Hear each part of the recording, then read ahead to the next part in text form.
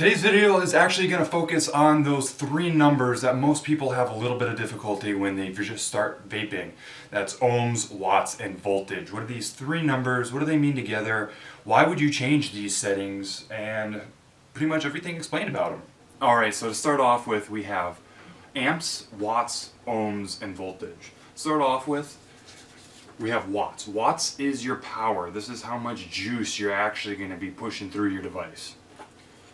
Next we have amps. You don't really mess around with amps too often, but on some devices it'll tell you your amps, and to know the equations, yes, there is some math involved. You're going to have to know your amps. And amps is essentially volume. Just think about water flowing through a pipe, like how much water is actually flowing through that pipe.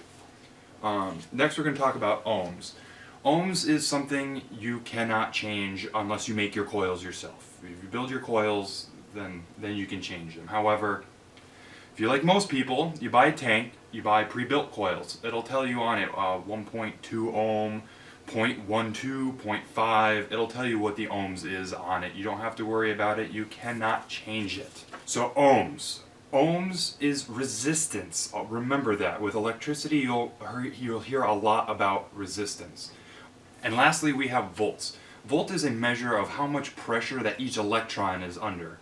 Now, let's jump into the equations here. Okay, so you're going to start off with your power, or your watts.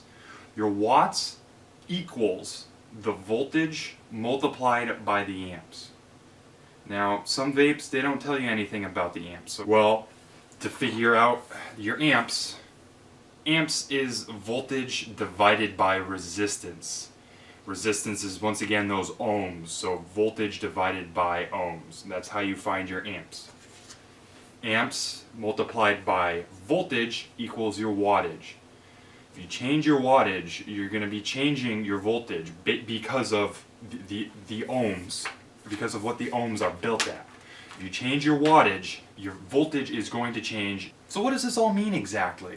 Well, depending off of your coil that you have in your tank, you're going to have to change your watts accordingly to get a comfortable voltage, which is like how quickly and how hot this is being vaped off, essentially.